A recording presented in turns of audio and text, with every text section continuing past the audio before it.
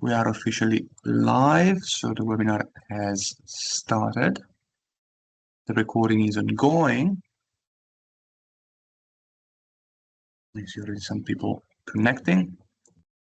Hello, everybody. Thank you for being here today with us. We will wait some minutes before we start with delivering the various presentation to allow people from outside to join. Maybe we wait a couple of minutes. I see people connecting right now.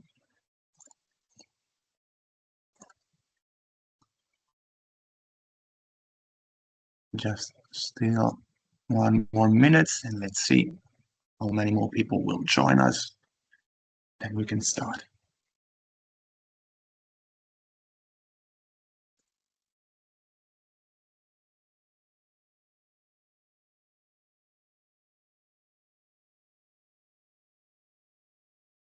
Okay.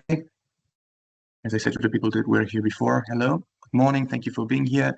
We're waiting just 1 more minute to allow for people that registered to join us, and we will start shortly.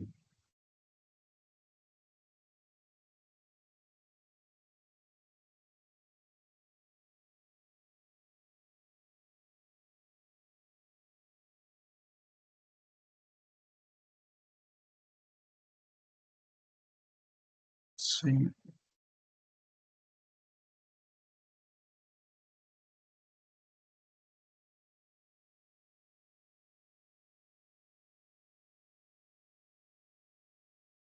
All right, okay. I think we waited enough. People will join for sure in upcoming minutes. So thank you, everybody. Thank you for being here. Thank you for taking part in this session webinar from the MOZART EU-funded project called Showcasing AUTOMAT Integration in this industrial context. So today's session will be essentially a 1 hour long moment of exchange in which you people from home, the attendees, will have a chance to interact and see directly some of the experts that worked in the EU-funded project called MOZART, which in its 4 years long span of life developed the AUTOMAT, essentially a robot where the very specific sector of application, the food industry, more specifically the packaging sort of activities. And today's will be a chance for you to see more in detail how automation, how robotics, especially the soft robotics, is moving forward within this specific field of application of industrial needs and the way in which the AUTOMAT itself is facing specific challenges and trying to provide specific solution. And to provide you with all the sort of insights, today we have Kasper Stoy, which is the project coordinator of MOZART, as well as professor in robotics and artificial intelligence at the IT University of Copenhagen, who will give us a short 5 minutes overview of, what is MOZART, what this EU-funded project is all about. Then we move forward with Henning Ingemann Hansen. I hope I pronounced your name correctly. I'm sorry, Henning. R&D director at Cabinplant, who will give us, better insights on the AUTOMAT itself, its functionalities. How is it shaped, the way it works, the way it moves the objects.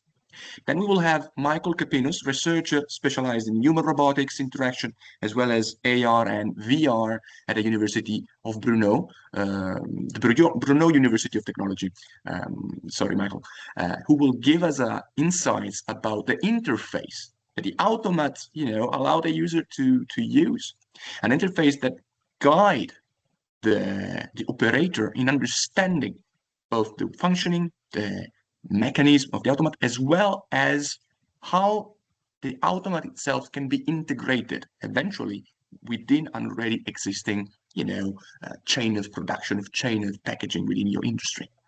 We will then close with Matouš, Jelínek, postdoctoral researcher in human-robot interaction at the University of Southern Denmark, who will give us an overview of the work he conducted within the consortium of MOZART, starting the relation between human and robot, specifically, obviously, in this case, workers and robots that will be used by the worker itself.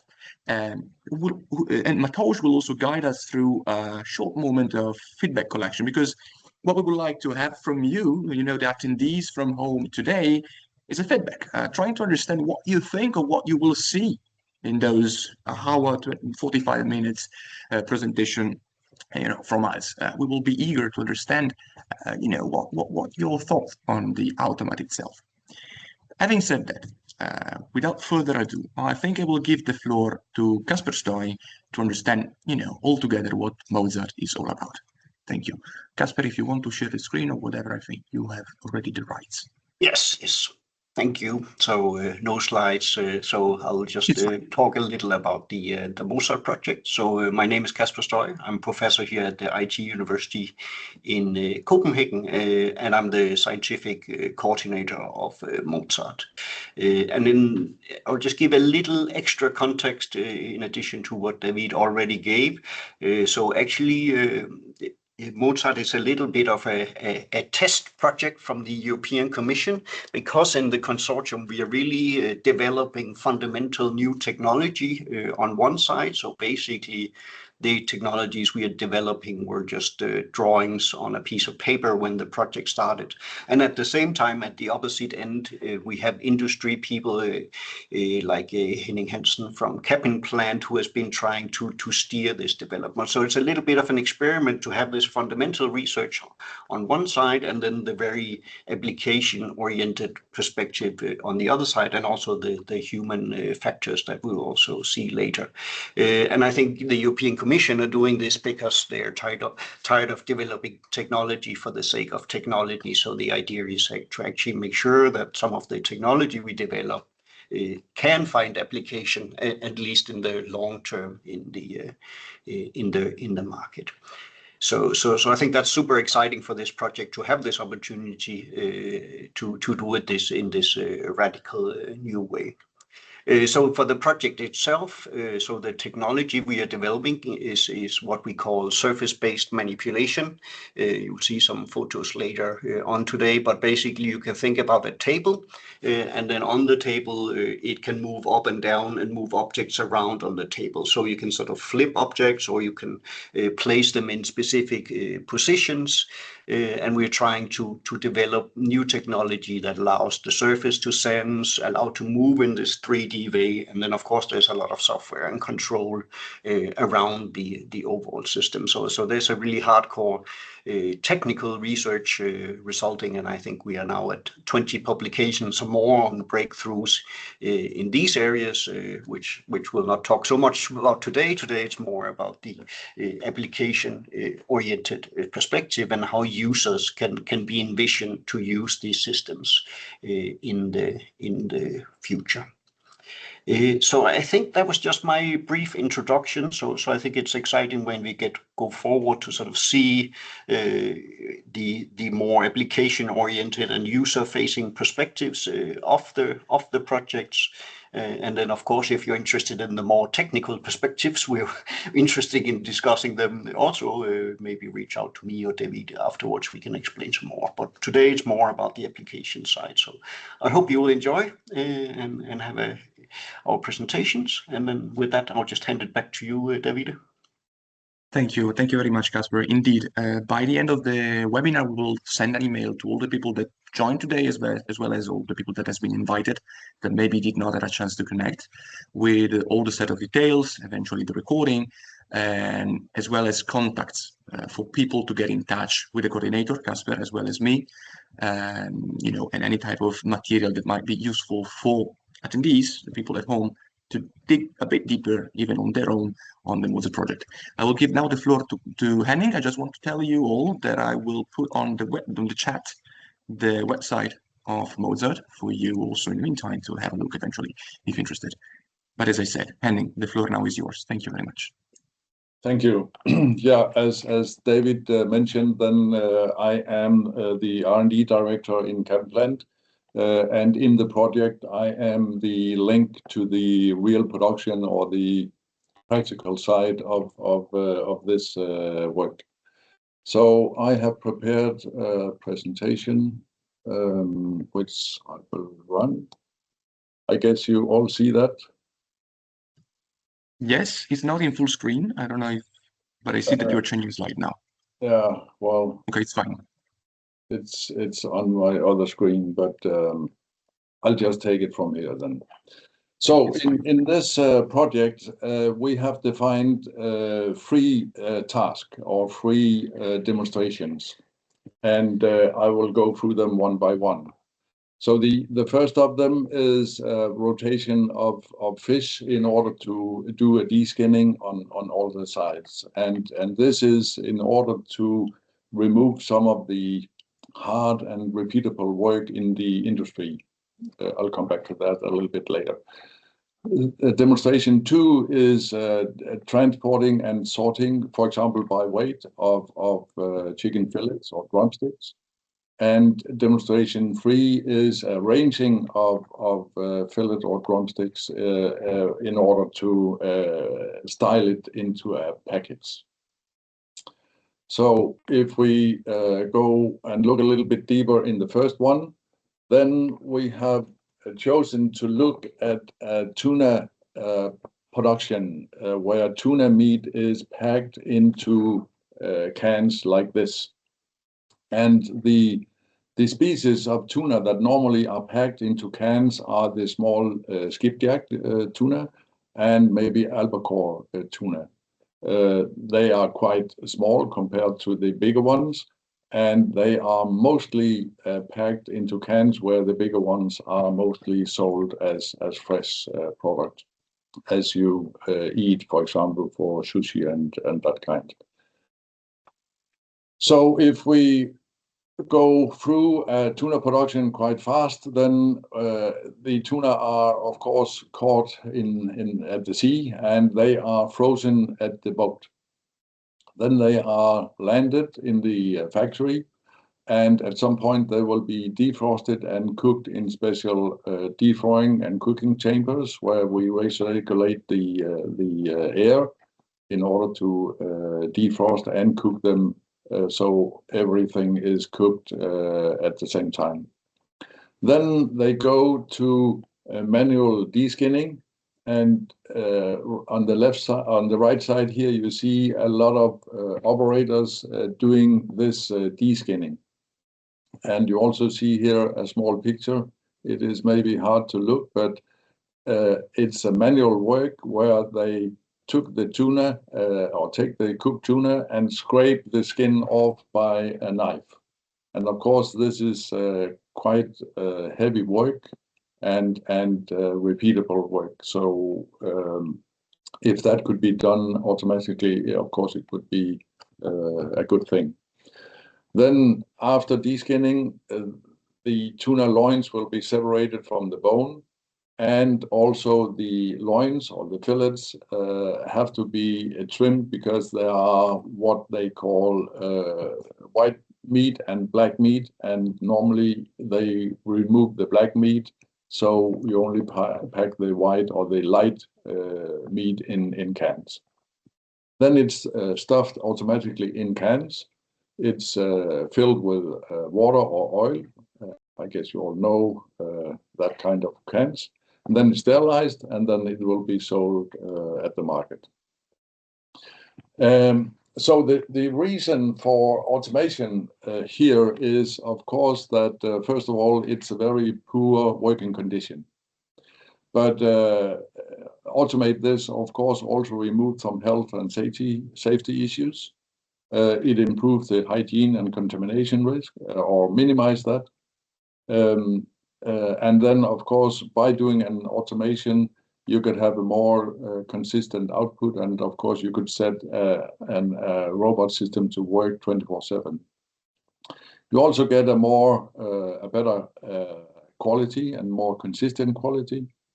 And also in some countries now we see that there are a labor shortage, so it's actually hard to get the labor. And of course, when that happens, then the cost of the labor also rises. And then, of course, also with manual work, there's a production limit, and the production or the capacity depends on how fast the workers actually do work. So there are many reasons for doing an automation in this area. So the demonstration one project in MOZART project is the rotating of these small tuna in order to allow the descaling on all sides, but in the way that the operator doesn't have to lift and move the tuna because the robot system will do that. Moving on to the next one. So this is transportation and sorting of chicken parts. This is grading in sizes or in weight. And the reason for doing that is then as a consumer and as a production facility, you get a more uniform portions out of the factory. It's easier to get a more accurate pricing and labeling if all the portions are the same weight. Then it's easier to control the pricing and also to have some special discount. It gives a more efficient packing. It's easier to control the inventory. It gives also higher food safety and quality, and all that, of course, will maximize the value of the product and the turn-in. Today, the process is done by machines, and there are two ways to do it. On a line grader solution, the advantage of this is, of course, that you get a more accurate weighing and also quality control.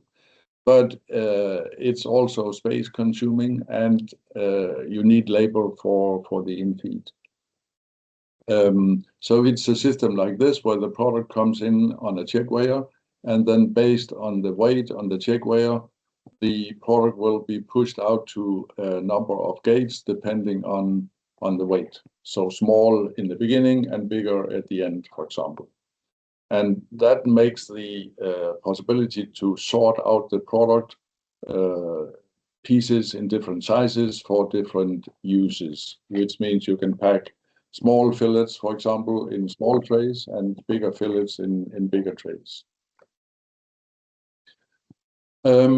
So the demo project 2 is transporting and sorting of chicken fillets.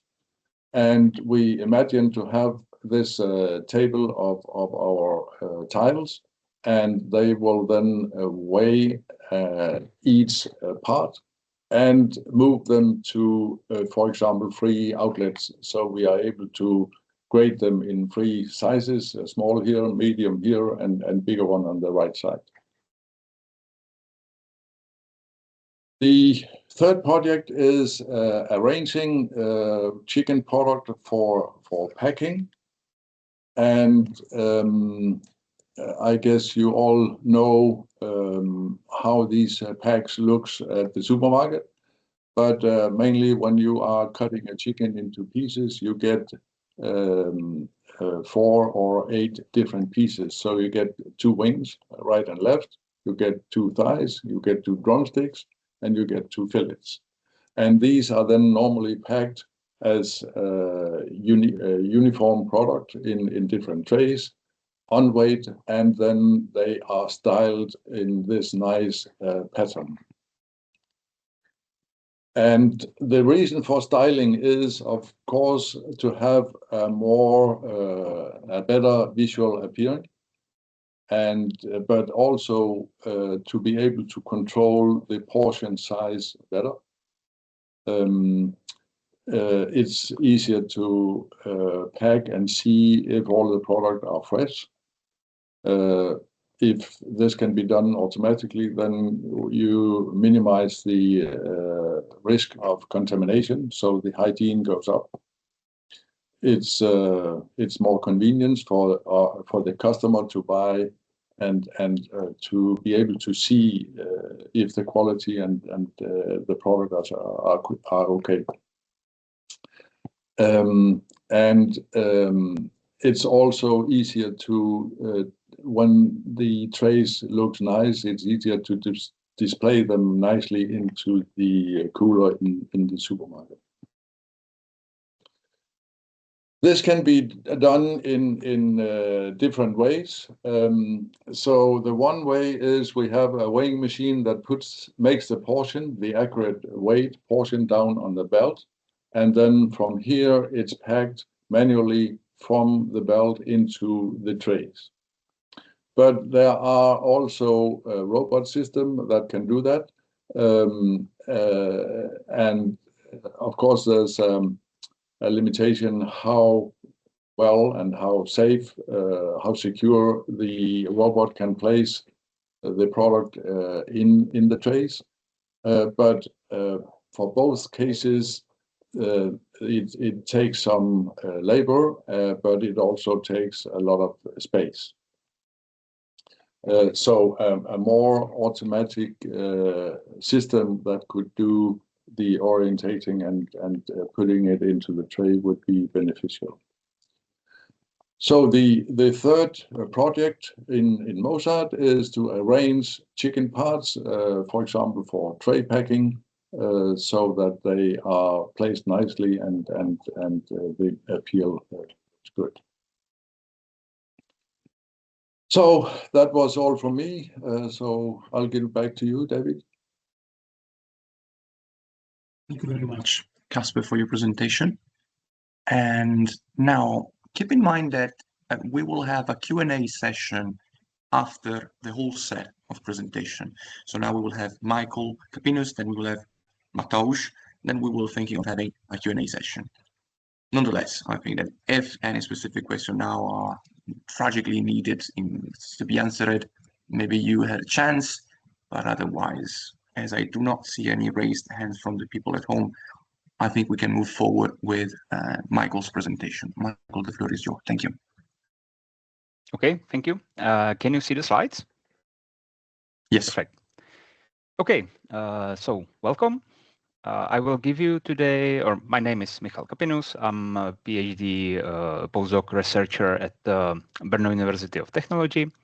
And today I will give you a short talk about what challenges we are facing in the MOZART project and how we try to solve them using user interfaces and operational interaction with the newly developed AUTOMAT devices. Okay, so let's start. What we are looking at the moment is the system we are building in MOZART. Instead of single flat conveyor belt, we have the surface made of many small segments. You can see 9 in this case. Sorry, Michal. We only see the first slides. Yeah. Okay. Okay. Okay, now I think we see another one. Not very configurable surfaces, I see now. Yes. Okay. That's great. Hope it will be working. So Thank you. yeah. Thank you. You can see the surface made of many small segments. Each of the segment can move and tilt independently into axis, and together they form one continuous deformable surface. So rather than just moving the objects from A to B, the surface can actively shape itself to handle, sort, and manipulate objects, including soft and irregular ones that a regular robot manipulator simply cannot deal with. So it's fundamentally different way of thinking about the conveyor. But being this different comes with a catch, because if nobody has ever seen surface like this, how do they begin to work with? So that question shows up in 3 very different situations. And it's where our 3 interfaces come in. So let's start with the first one. So imagine you are a production engineer and someone tells you about a deformable surface made of independently tiling segments. It sounds interesting, but can you picture it running on your line handling your products? Probably not. You will probably say, I've never seen anything like this. So that's a real problem, because nobody invests in something that they cannot imagine working for them. So before anyone commits, they need to see it in their own context. So that's what our feasibility analysis tool does. we are using augmented reality, which places a virtual version of the surface directly into your space. So you can preview how it would fit your line and whether it can handle your objects long before any hardware exists or it's installed. So it turns I can't picture it into now I get it.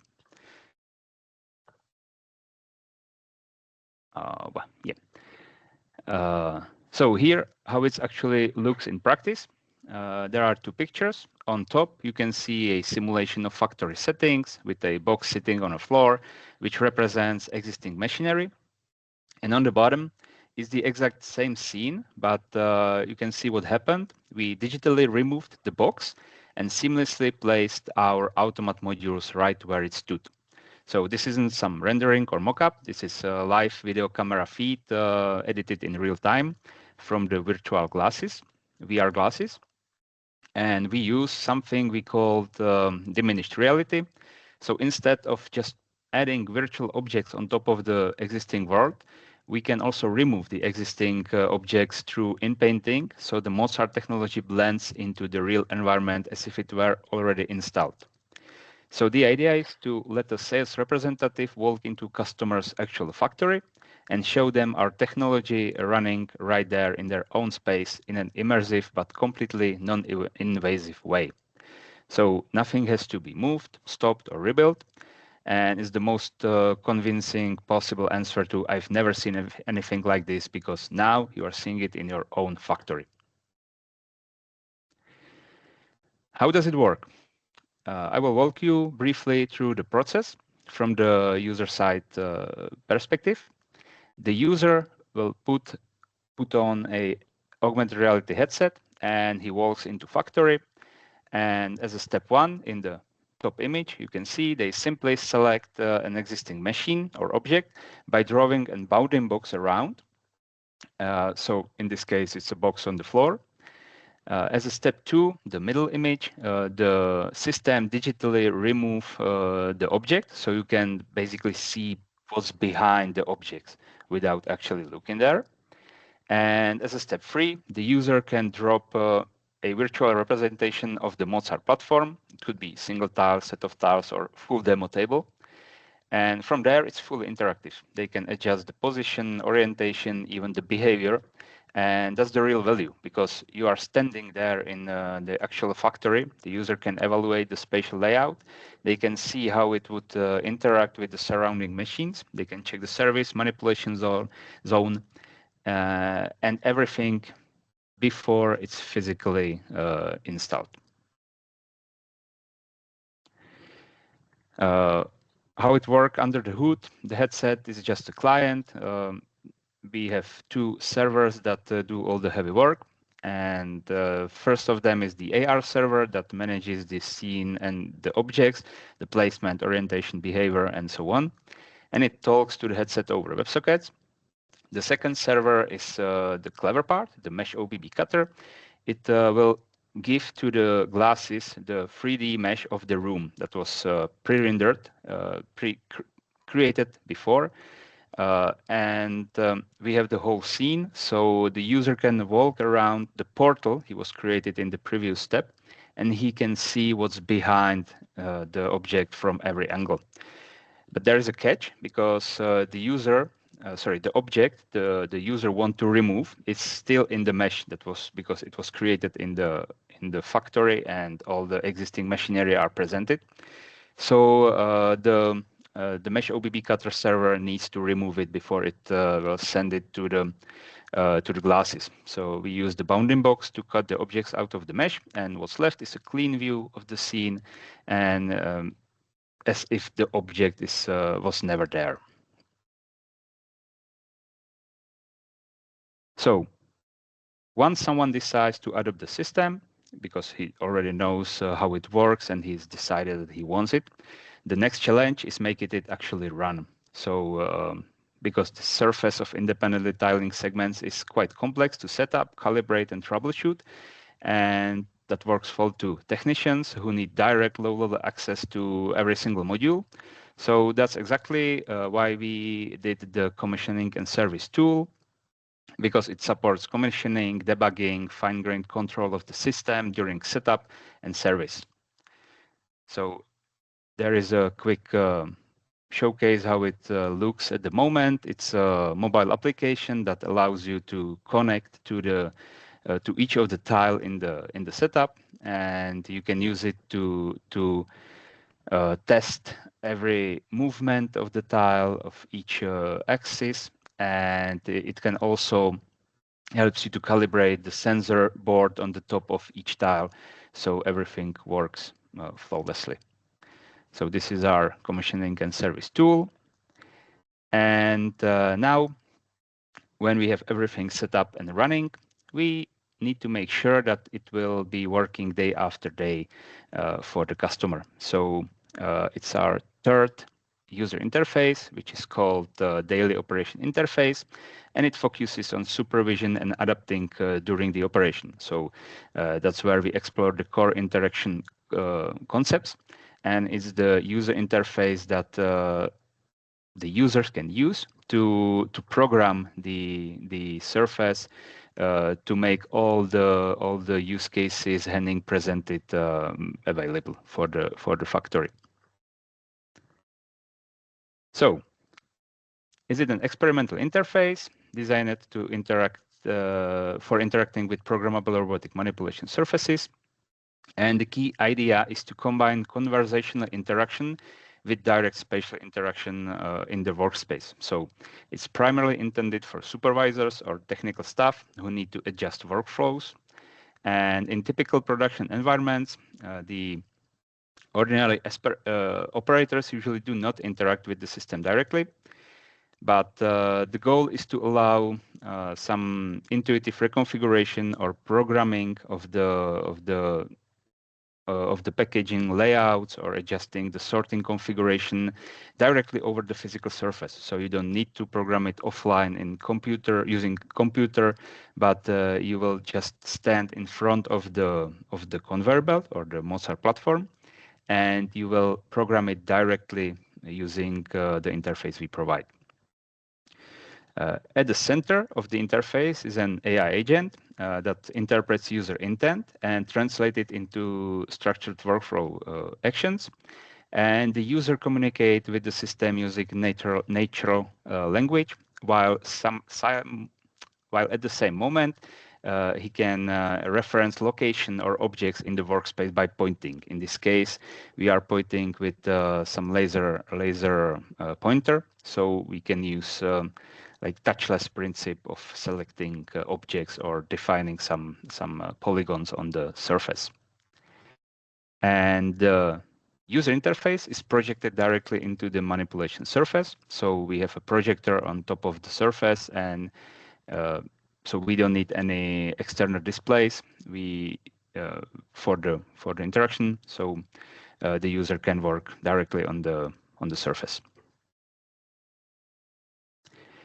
This is our experimental setup, which is being prepared for working with the actual MOZART platform. At the moment, we use just a table.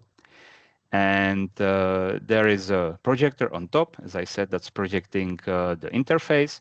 There is a camera, 3D camera, that allows us to detect objects and to detect user intents. We have some markers there that are used for calibrating the camera and the projector. And there is also a local server with NVIDIA GPU that runs all the clever stuff. And in the computer, there is a running object detector, as I said, to detect the objects on the table. And it also is running the detector of the laser pointer, and also some local LLM as a reasoning component for the conversational agent. So this is how it looks, and this is how it works. Just quickly, we have a Unity component that manages the live spatial state of the system, so what the system sees and how the person is manipulating or pointing with the components. It handles the projection, the visualization of the objects, and so on. Then there is some brain component that is responsible for interpreting the user intent and orchestrating the workflow actions. It gives the inputs from the spatial interaction layer and decides what should happen next. Then we have a tablet interface or mobile interface that has the conversational interface where the operator interacts with the system using natural language. And yeah, as I said, there is a LLM model that's used for interpreting the user's intent.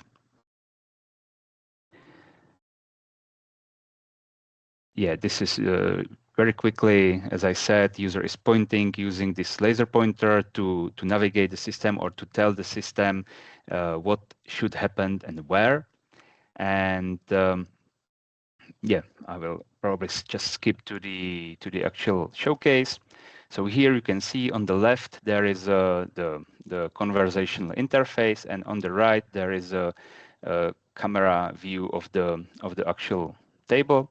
You can see that the person puts there some objects, in this case rubber ducks, and he start to interact with the system using natural language. So he may ask some questions like how many objects are there. So the system knows that there are 2 objects, and the user tells to the system that it should start a new layout. So he wants to make some packaging of these objects. So the system tells the user that he should draw some region. And then the user will demonstrate to the system how the ducks, how the objects should be arranged in the region. And then it can just save the layout or do something else. So the user is using, as I said, natural language, while it's at the same moment, it combines the information with the spatial information from the pointer detection. We have some ideas how to continue with this last interface. First, we need to extend the system with additional input modalities beyond pointing. So maybe some mid-air gestures or some tangible interaction, because the surface of the MOZART is smart and it can sense touches. So maybe we can use it to do some more interaction. We also want to improve the spatial reasoning so the system can better understand relations like proximity or relative position. So I can say, put these objects right next to the other one, and so on.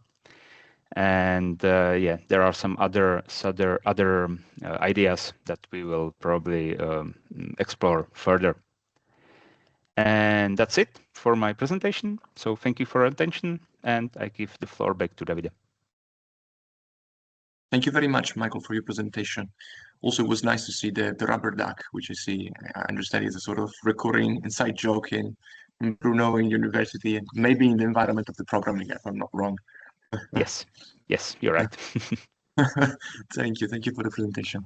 So again, for the Q&A, I think we should wait for also the final presentation to be delivered by Matouš, which I also think will have some slides to share with us. So Matouš, the floor is yours. Yes, thank you, Davide. And now my slides are preparing, but thank you very much. I hope it loads soon. Yes. I can see them. Great, thank you very much. So yeah, I think you have just seen what AUTOMAT can do, the engineering, industrial perspective from Henning, the different interfaces. But yeah, my name is Matouš. I'm from the University of Southern Denmark, and I work on a slightly different part of MOZART with my colleague Matouš. And I'll be talking about our role of as social sciences, humanities researchers, and how we might help technology adoption. And I decided to take the lens of trust today. Can you see the second slide? Yes, we can. So let me start with what our lens actually is, and I want to be careful because this isn't humanities versus engineering. So engineering designers, they are making the great systems, capable, usable, novel, while implementing some user-centered design, which are in our project since the beginning. It's great. But what we add is actually a set of some other questions. So who is the target audience? How will they be impacted? What does the system do to the people and practices around it? And because this is the line that matters as well, and every system can meet every technical requirement on the sheet, but still it might not fit the workplace once it enters that. And this gap is something we are looking at. So, yes. So, building something excellent is not the same as getting it adapted, and those two are two different problems which has been addressed for decades, where people find system useful, whether it fits and whether they trust it. It's not just the technical merit of the system alone to make it successful. This is curious for us as researchers, but it should be also important for you in the audience, because if the system is not adopted well, then it's also a commercial problem. So just briefly, the mechanism of trust and trustworthiness. Trustworthiness is the property of the system, so its ability, how the system feels benevolent, if it feels integral, while trust is actually the attitude of the person, and I will talk later about who the person actually is. And if we trust someone, we are willing to be vulnerable to the actions of the other person or the other system. And then we have the reliance, the third thing, what the person actually does.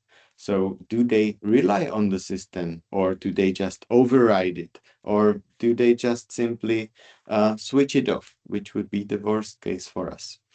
And the goal, which is not so often said, is not just creating more trust, because more isn't better. The goal is to create appropriate reliance so that the trust matches what the system can actually do. Now we have those two extremes, overtrust and undertrust. And just briefly, overtrust is, we know it since the early automation, when the pilots just turned on something called autopilot, and the plane nicely flew, keeping the direction and the altitude into a mountain, because it was not designed for that. Undertrust, and we talk a lot about overtrust, and it's often addressed, but undertrust is also very important, because your users, our users, need to rely on the system to the degree it deserves. Otherwise, we don't want systems being switched off, hampering the productivity it was brought in. So we need to find this fine balance. And it's not easy task, because here, I don't know if you see my pointer, there are so many factors influencing that on the side of the human, on the side of the system itself, but then we have so many environmental concerns as well. And why I'm saying this is because, I want to make sure you know, and we all know, that trust has so many inputs which we need to address for the systems to succeed in the real world. I just brought one single experiment we did, and it's focused on one of the most trivial on the table on the previous slide, how the system is phrased. So we used a VR version of AUTOMAT, which was kindly provided by our dear partners from BUT. Thank you, Michal.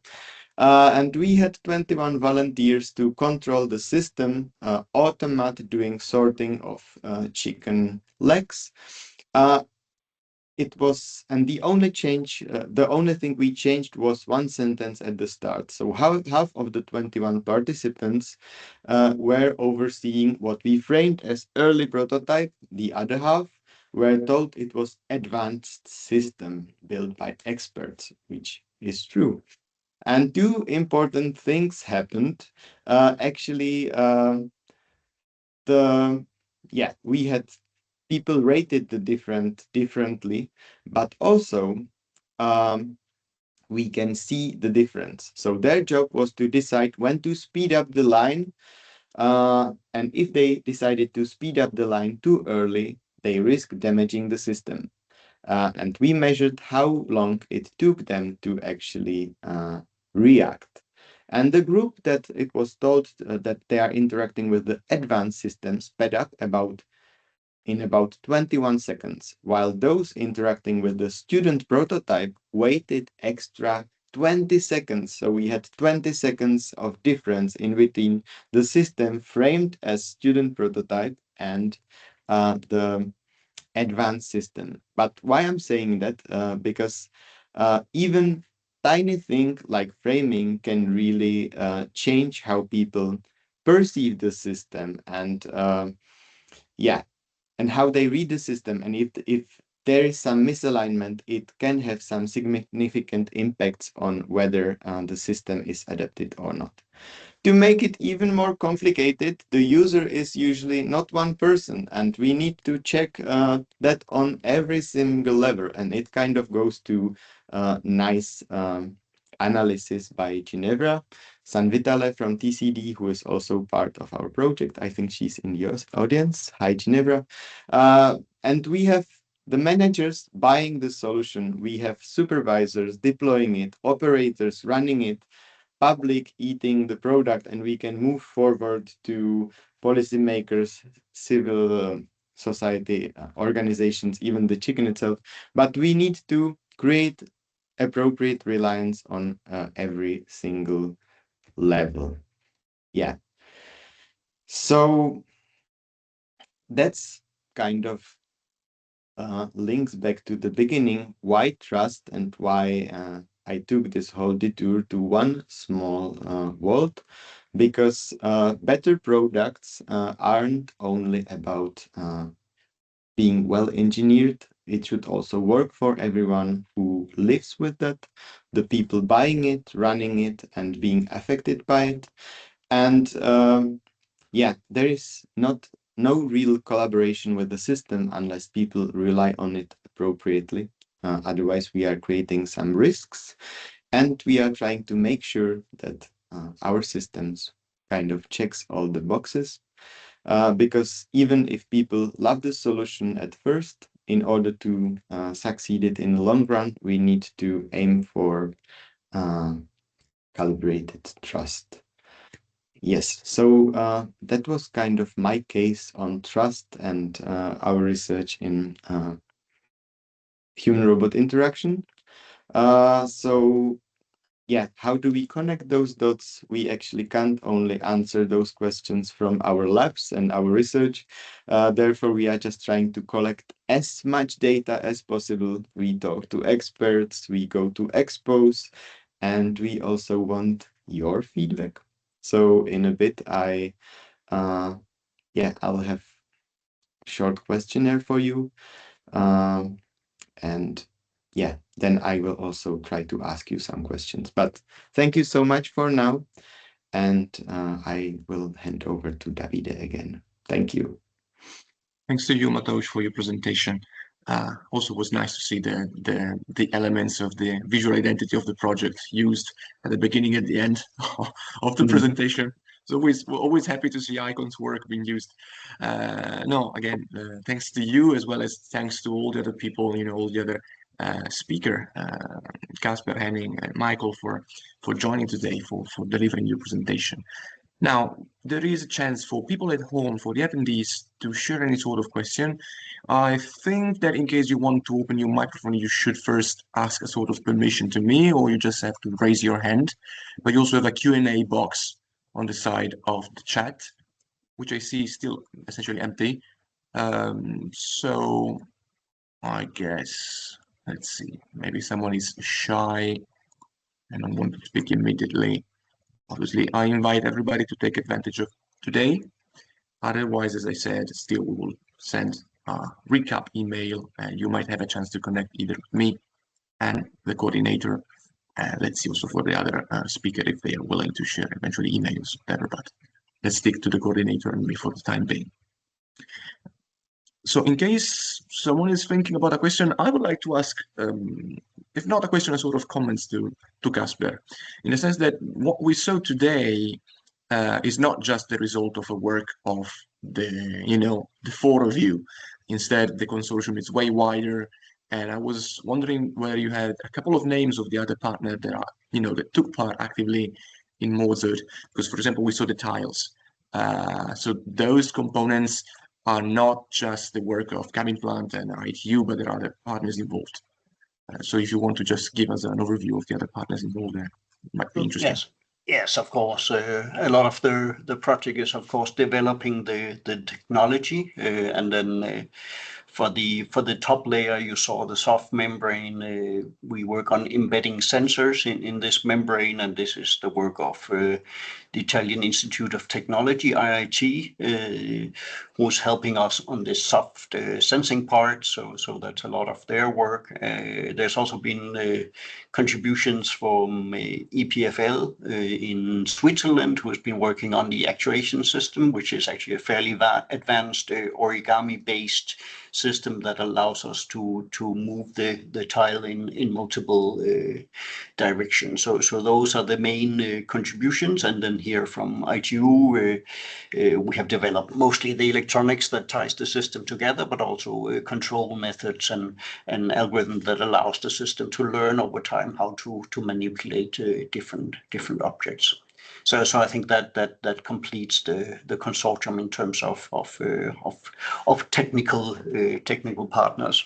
But then, of course, we also have UNI, who's a standardization agency, who is helping us disseminate some of the project in the form of a pre-standard. So basically, some of the things we discover as part of this EU project becomes publicly available for people who are interested in building these kinds of machines in the future. And then we have our favorite partner, Icons, who's helping us with the dissemination and communication, and of course also exploitation of results. Indeed. Thank you, Kasper, for these comments of yours and for sharing the names of the consortium. I think it's also useful, interesting for people at home, especially maybe those that are not very familiar with the vocabulary itself of the Horizon projects and how they work, the many entities that might involve. So still, I see a Q&A. Vanni Corso has a question.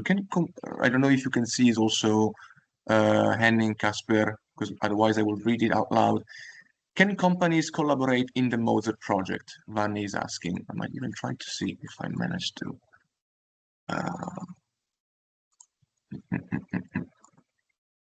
Vanni, if you're hearing us, I think I gave you also the possibility to open your microphone in case you are curious to express a bit further your question. Otherwise, we will try to answer here. Yes. Hello. Hi. Hello. So I'm Vanni Corso from Adaptronics, product engineer. I was curious about possibility of collaboration as technical partners. Like we're interested in the technology. We would like to see if it's possible to integrate some of our technology with the AUTOMAT tiles, and what are the possibility in terms of collaborations. Thank you.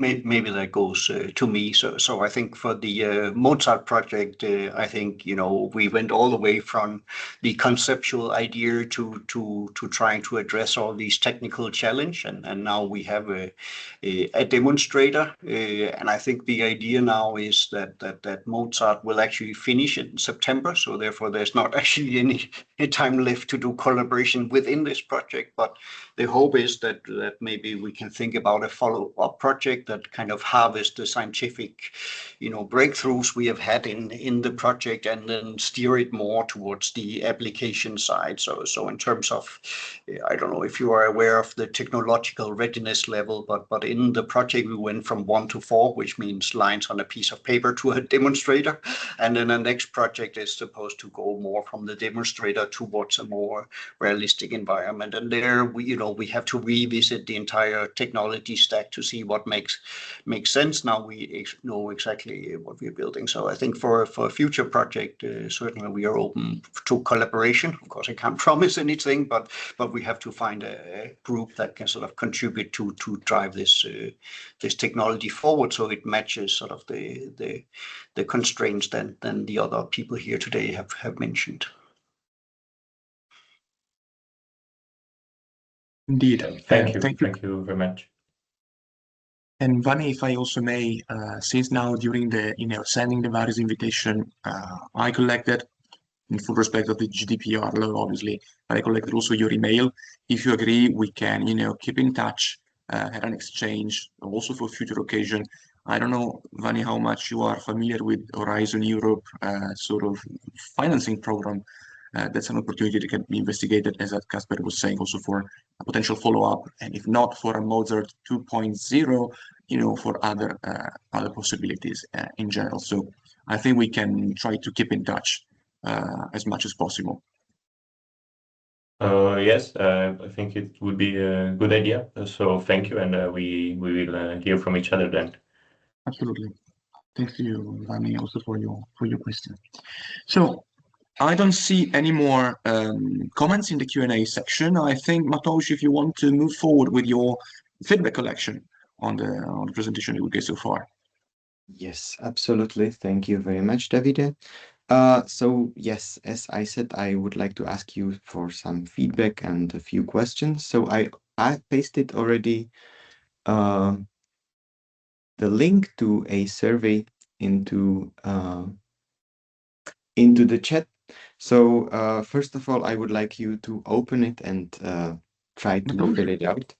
Can you Matouš, sorry if I interrupt you. Unfortunately, I don't know if it's just me, but I cannot see the link in the chat. Can anyone else see it? No, I can't see it either. Okay. I do see the presentation, and then I can click What on the about link now? from the presentation. Yes, you can just click true. the link on the slide. Yes, Yes, that works.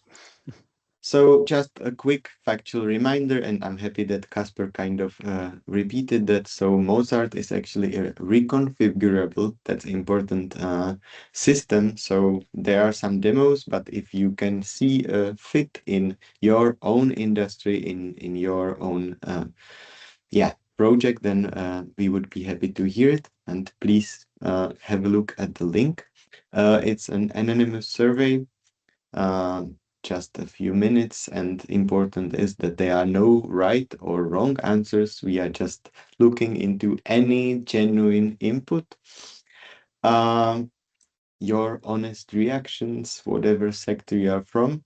And because we have only a few minutes left, if anyone would like to share any thoughts, any other thoughts, then for example, about where this could go in your industry, where you see system like this being useful, or what would have to be solved first in order to be useful for you, then I'll be very happy to hear that.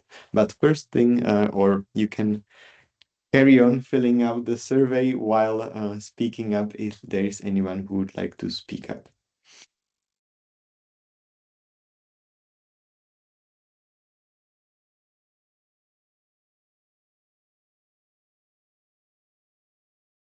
Matouš, in the meantime, that maybe we have people at home taking the survey and eventually imagining any question. I just wanted to double check with you whether the survey that you just shared with us can be also made available after the webinar, also for the people. Absolutely, yes. Okay, that's great. Yeah, so I don't know, and yes, absolutely. So like the question here, for example, if you see some repetitive sorting or packing where AI-powered smart system can maybe help you, we would be happy to hear that. Or yeah, how it looks from, I don't know, packing integration angle. If there is anyone from that side, we would be happy to hear that, or you can always reach out to me later. Yeah. And regarding is there anyone who would like to share anything?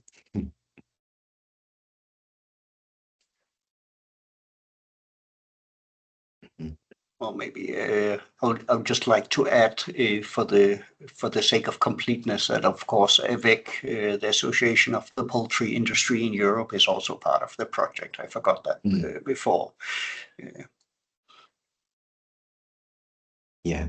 Okay. Great. So then I think if yeah. It looks you are busy filling out the questionnaire, and it seems that we are kind of over with the time. But thank you so much for all your feedback. Please make sure to save the survey down there. There is big finish button. Please, once you are done with that, don't forget to press finish. And if you have colleagues interested or anyone else, and I think Davide mentioned it already, feel free to share it. Of course, any feedback is welcome, and it helps us to kind of create the bigger picture. We are now putting together all the puzzles to understand the whole complex situation, so any feedback is welcome. So please make sure to press finish, and yeah, that's all from my side. Thank you so much for our feedback, and I'll hand over to Davide. Thanks to you, Matouš. Indeed, I will track down all the attendees, both the people who attended that did not manage to connect, sending the survey to collect as many feedback as we can. So indeed, thank you to you all, both to the people who took part in today's webinar, as well as to the people that gave us the presentation that showcased the long work that we have all done in those 4 years of the project. And as Kasper, you were saying, we are getting close to the end. So I was essentially very happy to see that we managed to find ourselves together and say out loud what we've done, sharing it. I will send a follow-up email to both the people who attended today, as well as the people that maybe joined for a few minutes or were not able to connect. Again, to maximize as much as possible the chance for us to tell the world what we've done and the great work that we achieved all together. So thank you very much. I think I will close the webinar soon. Have a good day to you all. Bye-bye. Thank you, Davide. Bye-bye. Bye. Bye-bye.